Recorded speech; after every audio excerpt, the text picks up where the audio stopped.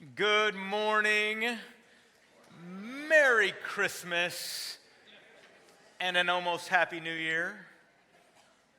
Let's pray for a very Happy New Year, right?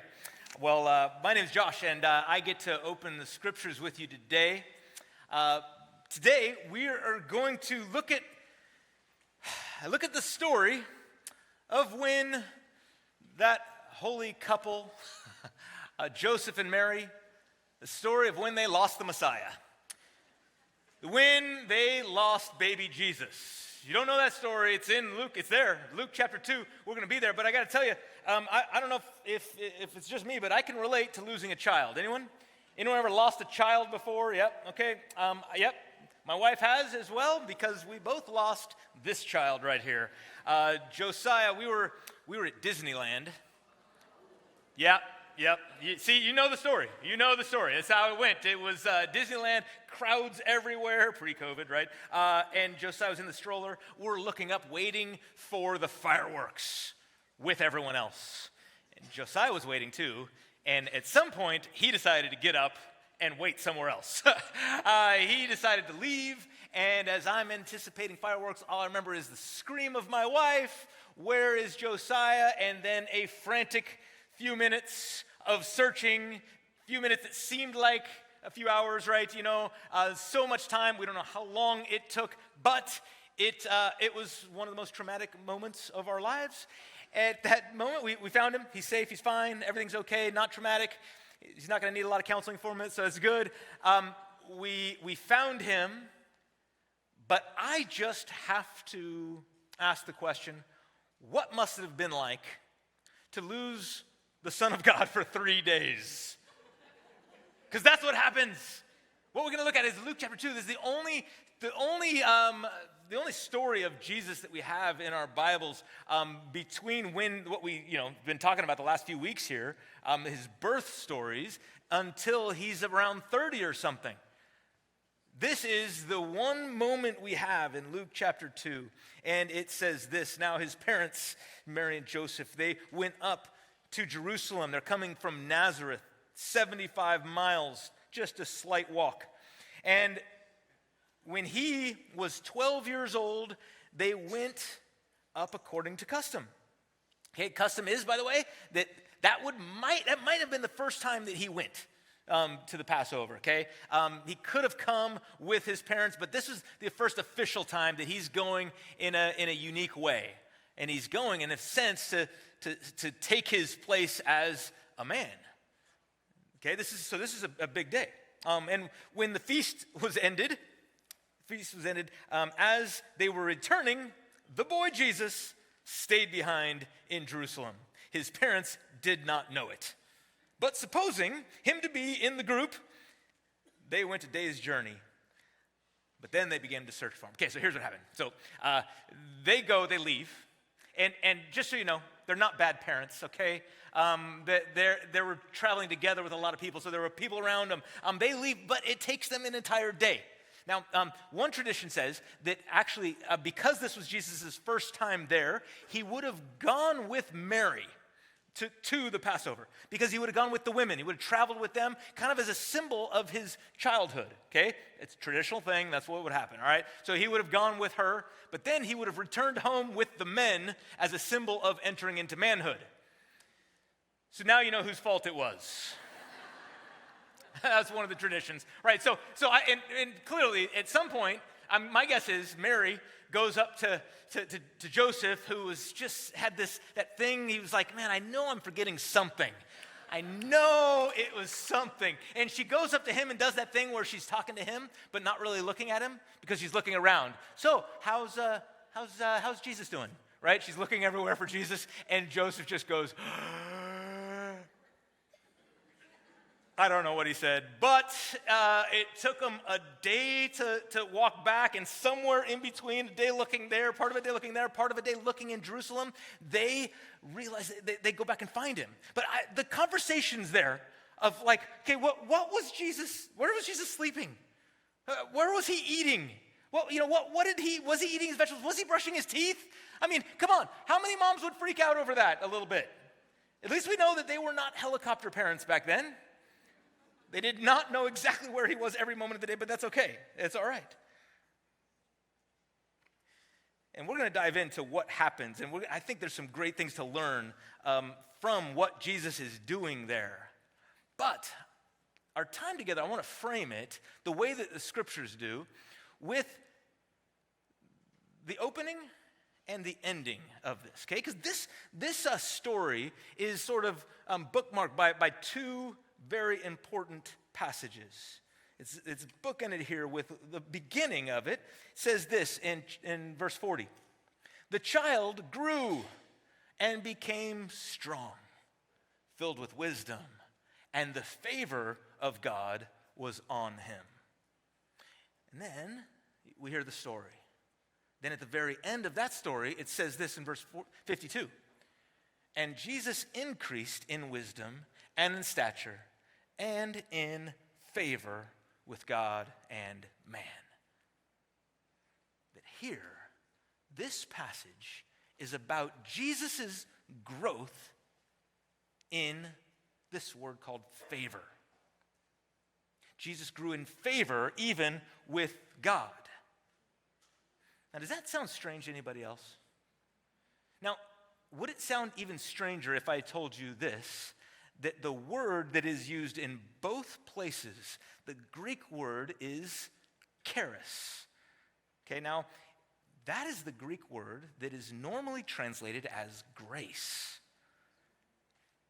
That Jesus grew in grace. Now, it's one thing for us to think about Jesus growing in stature, right? He grew in stature. He became strong. He grew as a child, right? Okay, because we realize we just celebrated the baby Jesus, right? We know that it was not a baby that died on the cross. It was a full-grown man, and that he grew from the baby to a man, right? So that kind of makes sense to us, that process happened, that here at the age of 12, Jesus had, lost all of his baby teeth. He probably had growing pains in his knees because he was growing so fast, right? This is we understand this. We've kind of been there, some of us. Or we're going to be there, some of you. Right? That's just the process of life. And yet, that's normal for us. That's okay. But to think that Jesus grew in grace, that's a bit different. Because if Jesus grew in grace, we could start asking some tough questions here. Like, for instance, if Jesus grew in grace, does that mean that at some point he had less grace? If Jesus grew in favor with God, does that mean at some point that Jesus didn't have much favor with God, or not enough favor with God? Or what does this mean about Jesus? I think it raises some good questions, and I hope you're with me, because if it does raise those questions, you're in the right place. Because today I want to give you some ideas of some answers at what that could be.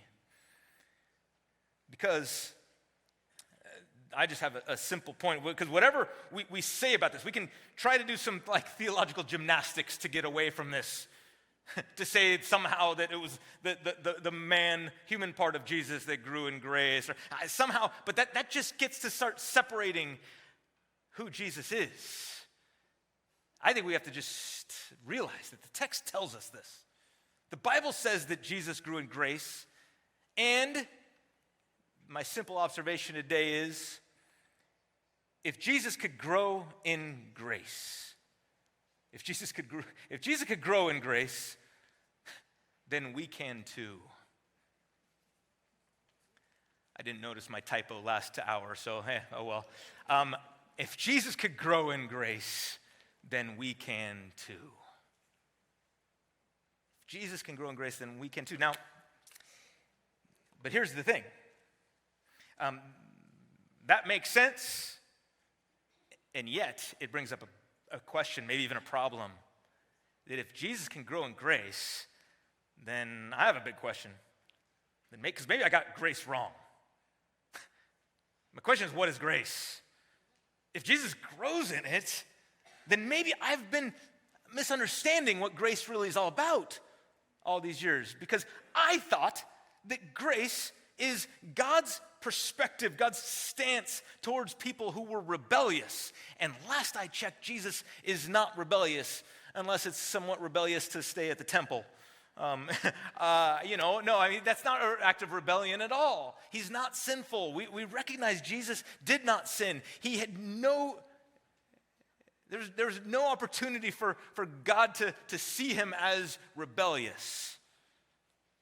And yet, I thought that's what grace was. In fact, we tend to think that grace is something that is just reserved for those who don't know Jesus. That grace is for salvation. And let me be very clear, that God's stance, God's outlook, the way that God sees every single person, no matter what their state of rebellion is, whether that state of rebellion was long in the past or whether they're currently in a state of active rebellion or passive rebellion against God. In other words, if they're like declaring, I don't want anything to do with God, or if they're just living their life like they don't want anything to do with God, okay? That's all people. At some point in our life have been like that. God's stance to all of them is one of grace. It's one of gift. And we'll explain what that means. And this is why it's so important. This is why we need to talk about this and tell people about this time and time again. That the big question in life that every single person needs to deal with is, do you believe it? Are you willing to accept the gift of grace that God gives? He gave it to us through the baby that we celebrated yesterday, that the world celebrated, right? This child that lived, that died on the cross for our sins, that rose again for us. That is the ultimate gift of grace. And what everyone needs to know is that that's the first invitation of grace. We're told this in Ephesians 2, for by grace you have been saved through faith. And this not of your own doing, it is the gift of God, not as a result of works, so that no one can boast. It is by grace we have been saved. This is what grace is. But I want to suggest this is the first invitation of grace. But it's not the last. It's not the last invitation of grace. That actually, the invitation is to continue to grow in grace. If Jesus grew in grace, then we can too. In fact, I want to tell you that the entire story of the Bible is a story of grace. It's all a story that leads to that baby. It leads to the cross. It leads to God's gift to all of humankind, the gift of Jesus. Truth is, all other religion is about our journey to try to get to God. It's about humans' journey to get to God. Religion is about that. In fact, sometimes even Christians have made Christianity about that. They've made it about trying to get to God. But Jesus came to put an end to religion, to say there's no way you can get to God. So stop trying to get to God. That Jesus said, no, I'm going to come to you. That's what Christianity, that's what following Jesus is all about. And so the whole story of the Bible is about how God poured out his grace through Jesus. Fact of the matter is that all life is grace. All life with Jesus is grace. Not just the beginning. The beginning is grace, don't get me wrong. But the rest of it is grace too. And I want to talk to you about how that is. Because I think there's been some misunderstandings of what grace is. All life is with Jesus is grace. Like I said, there's been some misunderstandings about this. We can tend to make it more religious. Some people, and they may not say this, but they may live this way, that yes, we're saved by grace. We're absolutely, anyone that offers available, you're saved by grace, but the rest of life is hard work. You have to earn your way. You have to do all the things. That's how we live it. Jerry Bridges, in this book, this great book, Transforming Grace, he says this: we are all legalists by nature. Legalists meaning we want it done this way. This is the law, and we like the laws by nature. Because the laws tell us that this is what we innately think, that so much performance by us earns us so much blessing from God. You guys, that's the way that the rest of life tends to work. You put in the effort, and you get what you put in, right? That's what we think about the spiritual life. And this is what I'm saying, that's not what Jesus came to teach. That's not what the Bible tells us. In fact, he goes on to say that we are exhorted to attend church, good thing. Have a daily quiet time, good thing. Study our Bibles, great thing. Pray, memorize scripture, witness to our neighbors, and give to missions, all which are important Christian activities. Nothing wrong with those things. But he says this: though no one ever comes right out and says so, somehow the vague impression is created in our minds that we'd better do these things or God will not bless us. Somewhere we think that it's up to me, that I've got to earn it. And if I don't, God's not blessing. Or even worse, something bad happens, we say, it's because I didn't do it. I wasn't working hard enough. If I was only praying a little more. But can I tell you how wrong that is? That is not the message of the Bible. And I know that because Jesus could grow in grace. And if Jesus could grow in grace, then we can too. So grace must be something else. Okay? And not less. Okay? We are saved by grace. Grace is something more. I want to expand your understanding of grace today.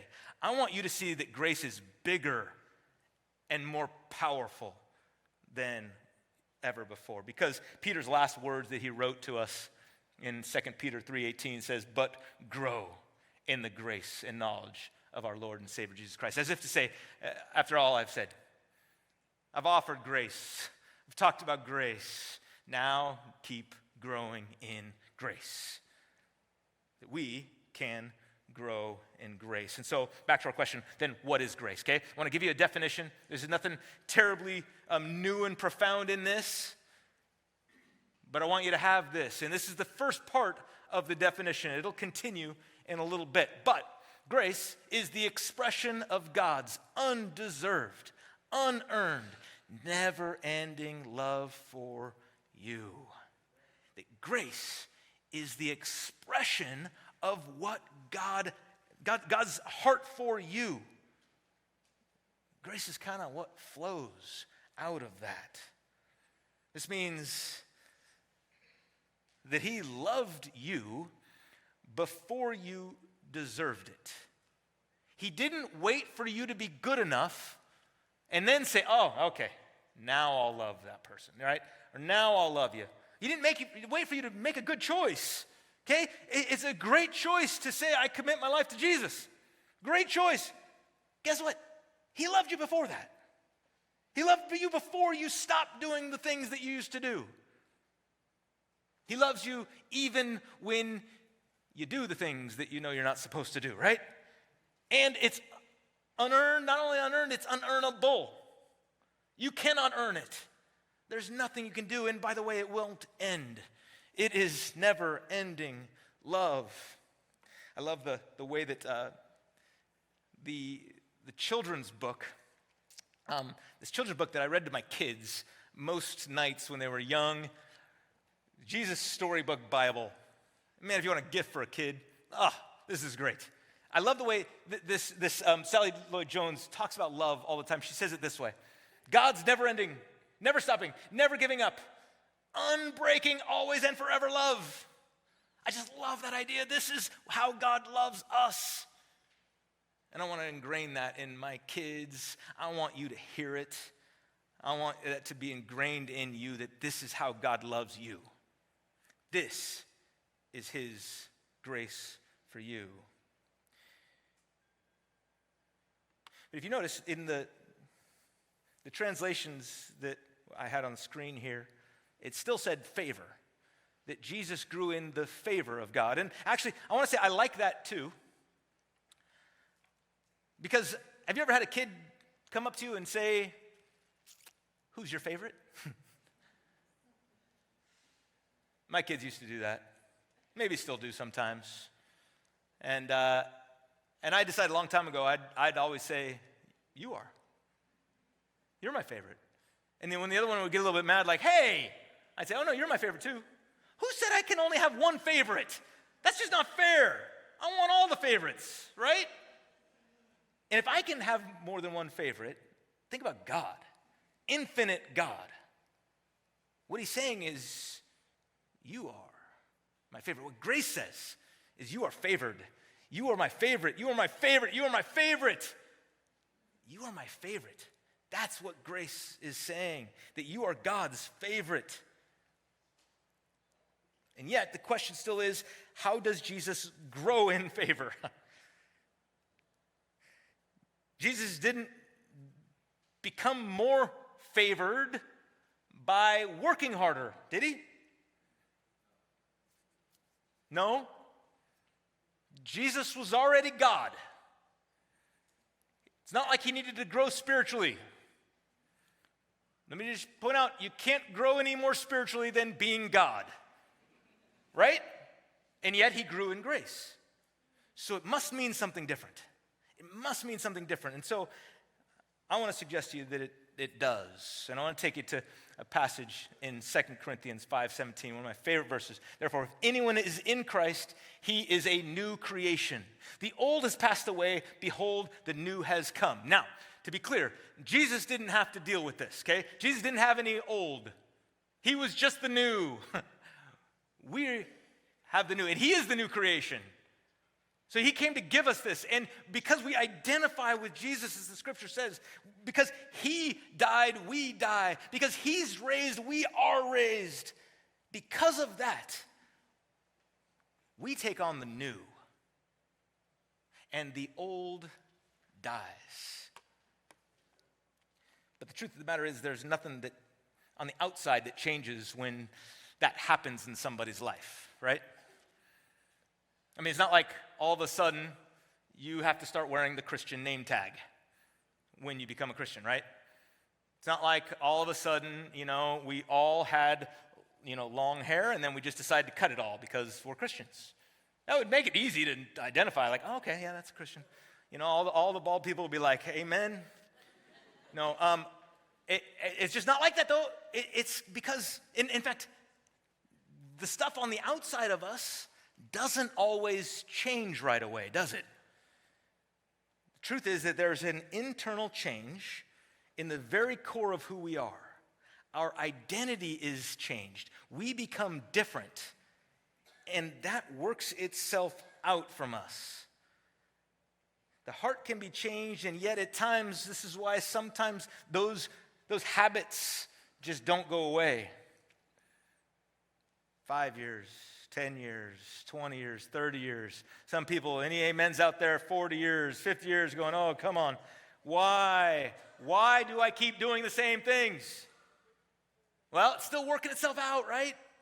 And we've got some work to do, right? It's still going. But now how does that happen? It's not just by earning it. It's actually grace all the way. That it's grace.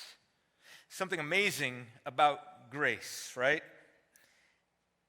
And it's not just that by grace that a wretch like me was saved, right? It's by grace. It's all by grace that brought me safe thus far, and grace that will lead me home. You guys, it is all grace. And I want to suggest to you that is because life is like a tape measure.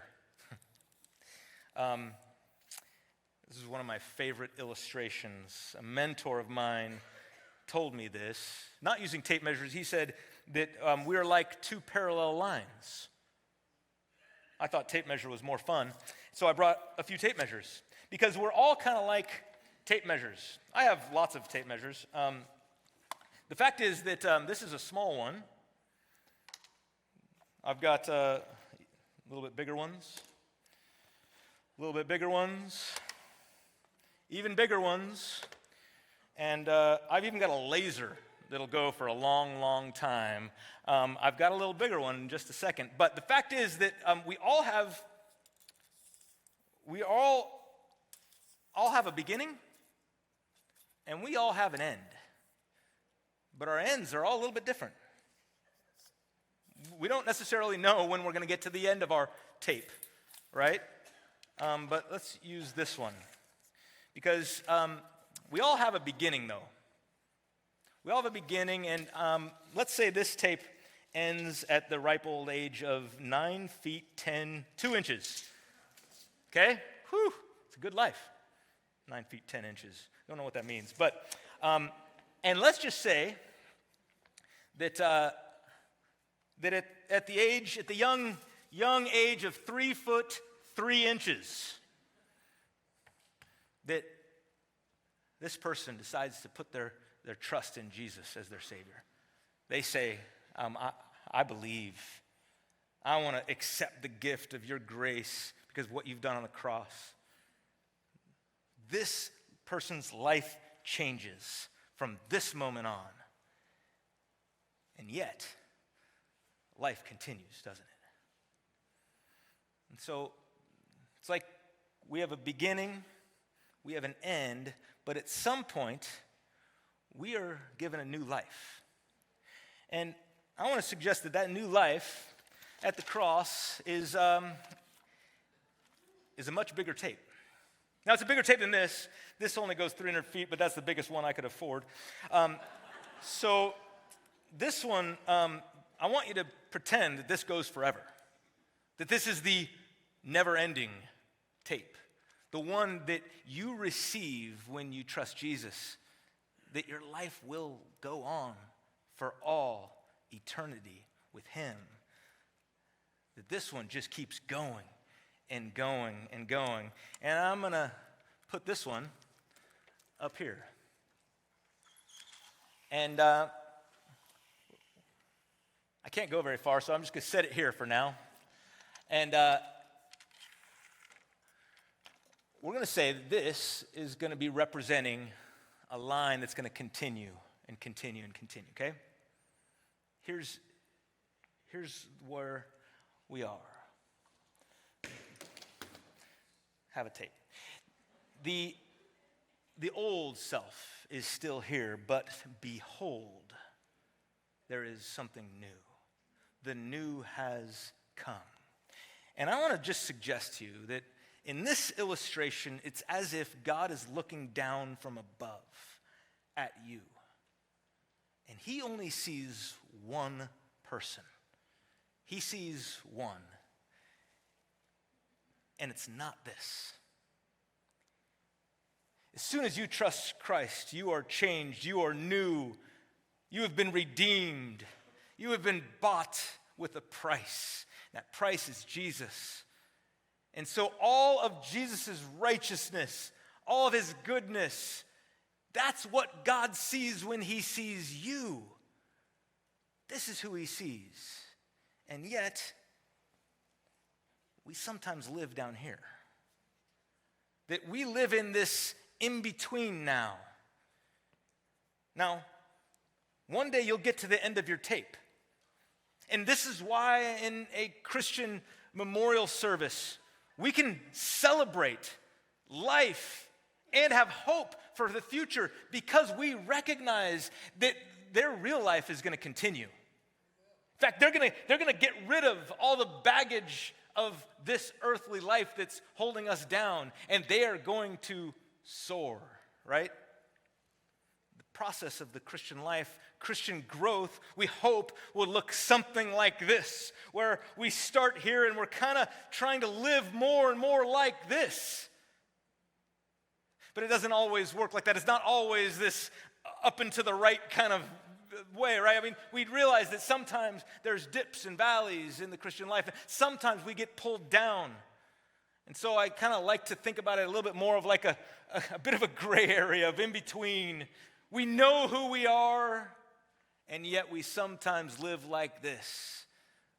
We live the old ways. This is very much Paul saying the things that I don't want to do, I keep on doing. He's living in the in-between. But this is where God sees you. This is the new. The old is gone. I love how C.S. Lewis put it. God became man, okay, Christmas.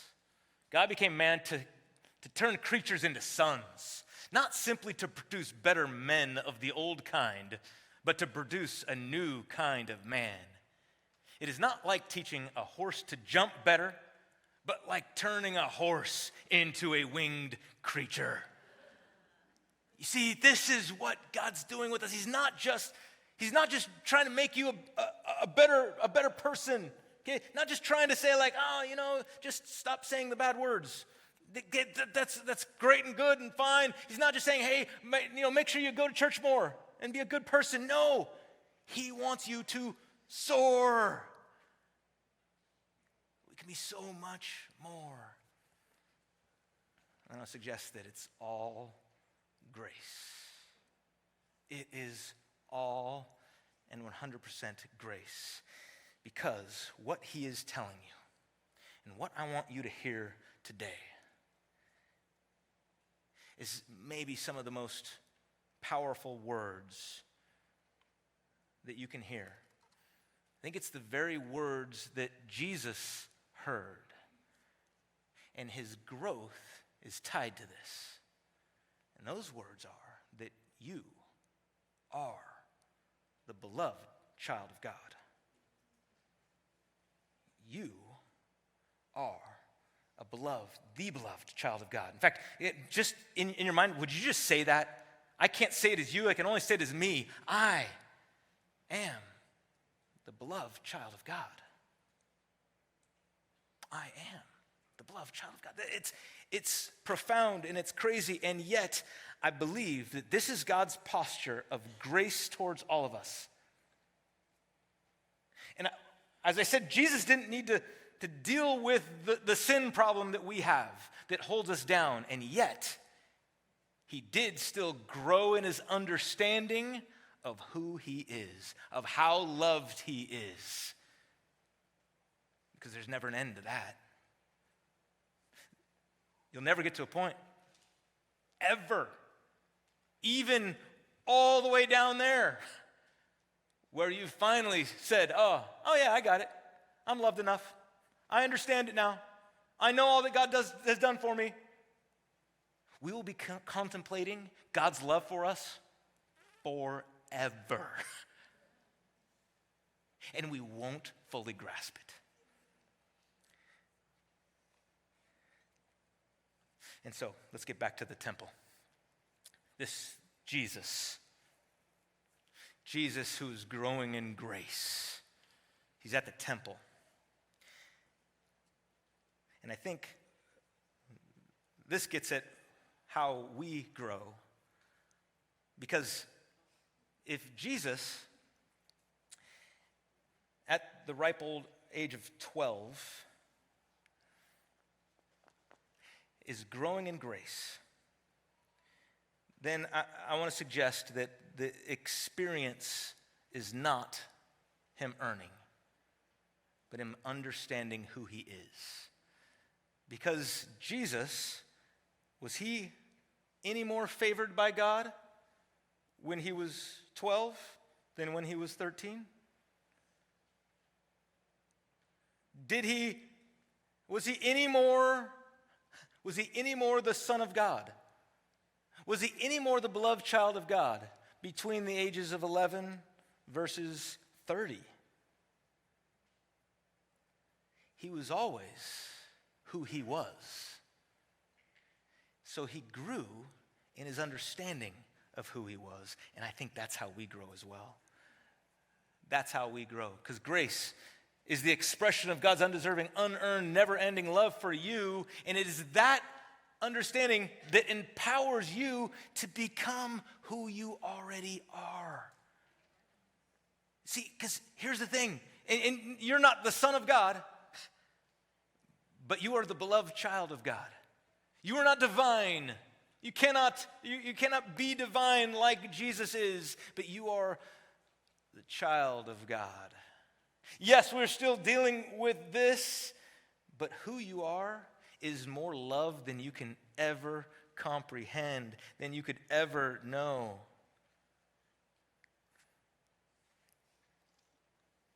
And so, what our task is, as we grow in grace, it's believing what already declared about you.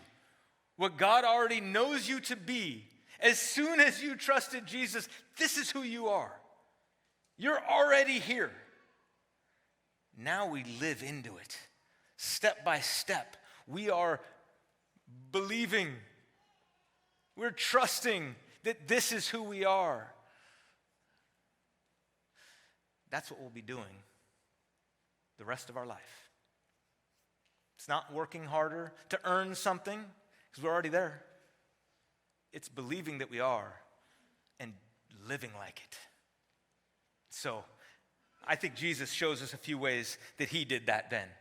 Okay, a few things that he says that we see. Okay, first of all, how do we grow in grace? How do we do that? Okay, the grace is there. The grace is already there for us. It's like God's poured it out on us. Now we participate in it. And so one of the ways we do it is by participating in meaningful practices. Some people say that a spiritual practice, a spiritual discipline of some sort, whatever it is we do, these things aren't the things that actually earn anything. We don't earn any favor with God. It's just putting ourselves in a place where we can experience it more, where we can understand it. The more we grow in this, the more you will. And one of the ways that Jesus' family experienced these practices is by going to this festival, the Passover. They went to church, but it wasn't like getting kids ready for church on a Sunday and driving them to church. No, it was a 3-day journey. It was a 3-day journey of walking, and that's if you walked a marathon every day, like 25 miles every day. Going to this festival, they did it yearly, as the Bible says. So this was a big commitment. They entered into it, and one of the best ways that we can do that is by gathering together. It's by coming together, and coming together this way is great, but getting together in a small group with people that know you and that you can be known by you can hold accountable to, that is a great way. If you'd like to know more, we'd love to help you do that. Doesn't say here that Jesus was reading the scriptures, but we do know that he was able to read, which was actually pretty rare in those days, because later he actually reads, and at one point he writes on the ground, so we know that he reads, and you know that he's interacting with the scriptures. But one of the best ways that you and I can do this is by reading this book regularly. And I want to invite you to join us in a reading plan this year. That together we're gonna read the New Testament. So if it's been a while, it's not super hard. It's less than 1 chapter a day to read the New Testament together. And so there's a reading plan. This is a reading plan that's outside. If you would rather do it digitally, I want to invite you to join me in reading the Bible together. If you ever do this thing where you take the picture of the thing, right? You can do that. And this will take you right to the Bible app, and you can join me in reading the New Testament. This is a meaningful practice that is helpful in growing in grace. Jesus could grow in grace, so could we. The next thing, it says, in verse 46, it says, after 3 days, they found him in the temple, sitting among the teachers, listening to them and asking them questions. Jesus, the infinite, almighty God, Jesus took on the posture of a learner. The one who designed the way that synapses works in our brain chose to sit and learn from other people who didn't know as much as he does, right? I mean, this is Jesus' posture of being a learner. And if he can grow in grace, so can we. I think we need to take the posture of a learner. One easy next step for you is on Wednesday nights here. This is kind of like family night, where there's things for all the kids to do. It's a fun, energetic place. There's students and kids everywhere on campus. It's great, but there's also things for adults to do. We pray the first Wednesday of every month together. We have growth communities on the second and fourth Wednesday of every month, and we have seminar nights. We have some great ones lined up for this coming year. I want to encourage you to make Wednesday night a habit of coming and joining a posture of learning. It'll be a great thing. Alpha will be on that night, and so if you need to invite someone to Alpha, do that. Jesus took a posture of the learner, and as he did, something struck me in that it said that listening to them and asking questions. I just love that Jesus asked questions.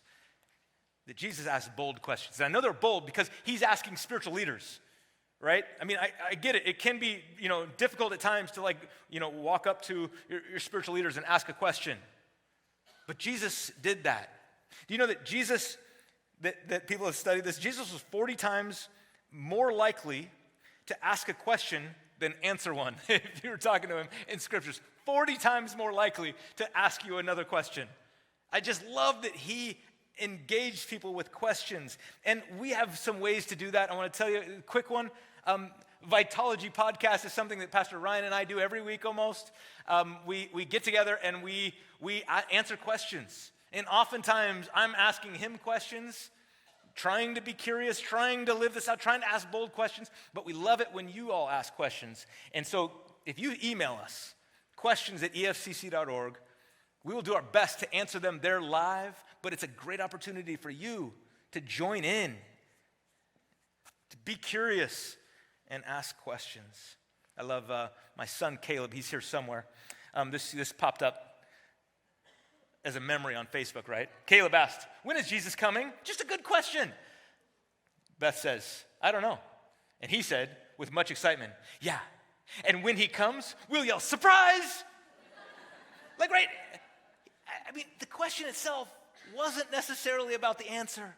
It was about excitement. And somewhere on this journey, we stop asking questions. We might ask them early on, but we think, I'm supposed to know that. And so we stop. But this is how we grow in grace, is we are curious. Ask bold questions. Fourth, how did he grow in grace? He claimed his true identity. The story ends that when his parents saw him, they were astonished, and his mother said to him, "Son, why have you treated us so?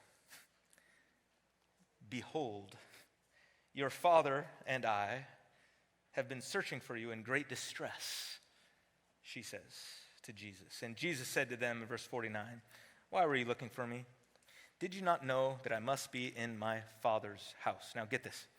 Mary asks Jesus a question and uses the words, "your father and I." Kids, you've heard those words before. Jesus responds, "I've been in my Father's house." It's the same word, but it's got a very different meaning, doesn't it? What she was saying is, you are just a child of me and me and my husband. And Jesus is saying, "Oh, no. I am a child of Almighty God. This is who I am." How do we grow in grace? We claim our identity in Jesus. This is who I am. So as we close, I just want to read over this to you. This is who you are. This is who the Bible says you are. You are made in God's image. You are beautifully and wonderfully made. You are God's child. You're a friend of Jesus. You are accepted. You are righteous. You are free. You are God's handiwork. You are forgiven And I could keep going and going and going. This is who you are. Let's live like it this year. Let me pray for you. Lord, we do ask that we would grow, that we would be people who don't stay the same. We want to experience all that you have for us. We're here today because we want to grow. So Lord, instead of trying to earn it, I pray that we would accept the free gift that you've given us by declaring who we are. That I pray that I and all of us here would live into our identity as beloved children of God. I pray it would be so. In Jesus' name, amen.